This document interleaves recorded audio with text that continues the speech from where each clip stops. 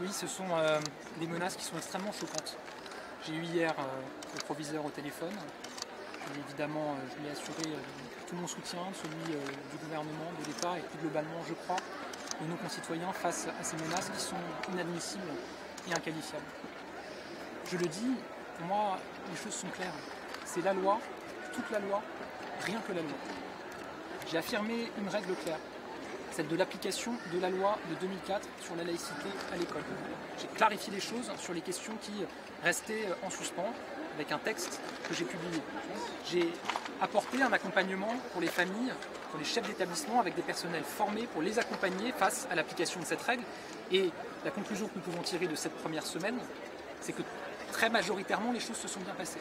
La plupart des élèves se sont présentés dans leur établissement sans porter l'abaya qu'ils portaient l'année précédente. Certains se sont présentés en abaya. Il y a eu un échange avec les équipes. Et puis la plupart d'entre eux sont revenus ensuite en se conformant à la règle. Le Conseil d'État, qui a été saisi sur ma décision d'une demande de suspension par une association, s'est prononcé hier de manière extrêmement claire. Donc maintenant, c'est la loi, rien que la loi, toute la loi. Cette loi est appliquée. Et maintenant, nous allons passer évidemment tous les dossiers qui nous attendent s'agissant de l'école de la République, élever le niveau général, restaurer l'autorité des savoirs et des professeurs, favoriser une école qui émancipe l'ensemble des élèves, investir pour l'attractivité du métier d'enseignant. Je suis totalement mobilisé sur tous ces sujets-là. J'invite chacune et chacun à se mobiliser aussi à mes côtés sur ces sujets. Qu'est-ce qui sera fait pour... Juste sur ce sujet du proviseur dans notre région, apporter un petit élément en complémentarité. Qu'en France, dans la République, les équipes éducatives soient menacées de décapitation juste parce qu'ils font appliquer les lois est extrêmement grave. Et ça nous montre aussi l'ampleur du terrain qui doit être conquis. Je pense que ce qui est très important, c'est à notre place, au niveau de la région, qu'on apporte le soutien total aux chefs d'établissement dans la mise en œuvre de la décision du ministre. Et donc la décision que j'ai prise, vous savez qu'on a créé des équipes régionales de sécurité qui sont précisément là pour ça. On a décidé immédiatement qu'elles soient déployées dès ce matin sur le lycée Ambroise Brugière pour sécuriser les choses et rétablir un climat qui soit serein. Et à chaque fois que sur des lycées ou des établissements de notre région, on aura ainsi des lignes rouges qui sont franchies avec la violence de ce qui s'est passé hier, on sera aux côtés de l'éducation nationale et de nos chefs d'établissement pour assurer leur protection à notre place et dans le rôle qui est celui de la région.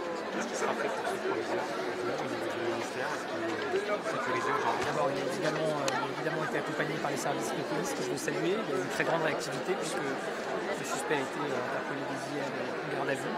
Évidemment, il aura un accompagnement constant en matière de sécurité. Je remercie la région de s'engager sur ce sujet-là. De la même manière, évidemment, la police nationale sera à ses côtés et un accompagnement juridique avec la protection fonctionnelle, évidemment, dans le cadre des démarches judiciaires qui sont en cours. Et plus globalement, je veux évidemment adresser et apporter tout mon soutien et ma confiance aux chefs d'établissement. Je ne parle pas souvent d'eux médiatiquement. Pourtant, ils sont évidemment en première ligne sur beaucoup d'enjeux. Sur les questions de l'application de nos lois fondamentales de laïcité, sur les questions de lutte contre le harcèlement, sur les questions parfois des violences. Ils font un travail absolument remarquable. Ils le font encore plus en cette rentrée avec l'application de la règle et de la décision que j'ai prise en amont de cette rentrée sur les questions de laïcité. Je veux vraiment les saluer pour ce travail et leur dire qu'ils nous trouveront toujours à leur côté. La garde à vue, toujours. J'ai pas du tout d'informations sur ce sujet-là, il y a une enquête. Le port de l'uniforme expérimenté en Aura, oui, c'est... En Auvergne-Rhône-Alpes. Jamais dit en Aura. Vous savez, sur ce sujet-là, il y a un débat qui existe depuis de nombreuses années dans notre pays. Il y a d'ailleurs beaucoup de Français qui sont partagés sur cette question et qui aimeraient se faire une opinion. Je pense que la meilleure manière de faire progresser les débats, c'est toujours d'expérimenter et de tester les choses. Je le dis, je suis favorable à ce qu'on puisse tester, expérimenter le port des uniformes, d'une tenue scolaire unique dans des établissements scolaires dans notre pays. J'aurai l'occasion d'annoncer à l'automne un calendrier des modalités d'expérimentation. Et je remercie la région Rhône-Alpes, Auvergne-Rhône-Alpes, par la voix de son président Laurent Wauquiez, de se porter candidat pour que les établissements puissent faire partie de cette expérimentation. Je trouve juste que sur ce sujet, qu'on teste et tout simplement qu'on voit est-ce que ça marche ou est-ce que ça marche pas. Dans notre pays, on a le don pour faire des grands drames et des grands débats idéologiques et puis on passe jamais aux actes.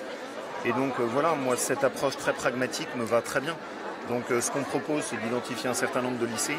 Et la proposition que fait la région, c'est que ça ne coûtera aux familles. C'est-à-dire que nous, au niveau du conseil régional, on puisse intégralement financer les tenues. Et puis voilà, ensuite on en tirera sereinement les conclusions et ça permettra d'avancer.